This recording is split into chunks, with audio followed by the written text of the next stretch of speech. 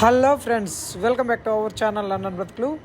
So ఈరోజు నేను నా ఫ్రెండ్ అయితే పెద్ద మూవీ రిలీజ్ అవుతుంది అనగానే ఇద్దరం అయితే మూవీ థియేటర్కి అయితే వెళ్ళామన్నమాట.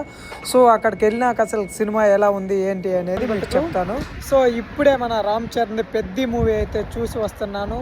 కథంతా కూడా ఒక ఊరు పేరు లేని ఊరి కోసమైతే, ఊరిని గుర్తించడం కోసమైతే మన రామ్ చరణ్ అయితే తను పడిన కష్టాలతో ఆ ఊరికి గుర్తింపు తీసుకొని వస్తాడు.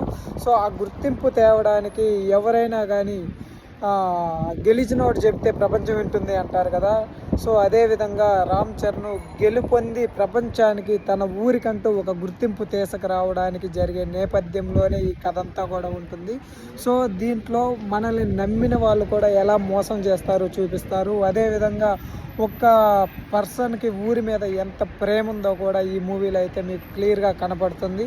సో అదేవిధంగా మన శివరాజ్ కుమార్ది కానీ జగపతి బాబుది అయితే యాక్టింగ్ వేరే లెవెల్లో కూడా ఉంటుంది.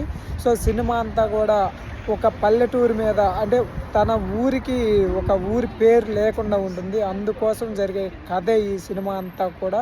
ఊరి మీద మమకారం ఉన్న ప్రతి ఒక్కడికి అయితే లాస్ట్లో అయితే మాత్రం కన్నీళ్ళు కూడా వస్తాయి. అంత ఎమోషనల్గా ఉంటుంది సెకండ్ హాఫ్. ఫస్ట్ హాఫ్ అంతా అయితే మాత్రం చాలా బాగుంది. సినిమా ఓవరాల్గా అయితే నాకైతే యావరేజ్ అనిపించింది. సో గ్రామాల్లో ఉండే యువతకు అయితే మాత్రం మంచిగా నచ్చుతుంది అని చెప్పి నేను అనుకుంటున్నాను.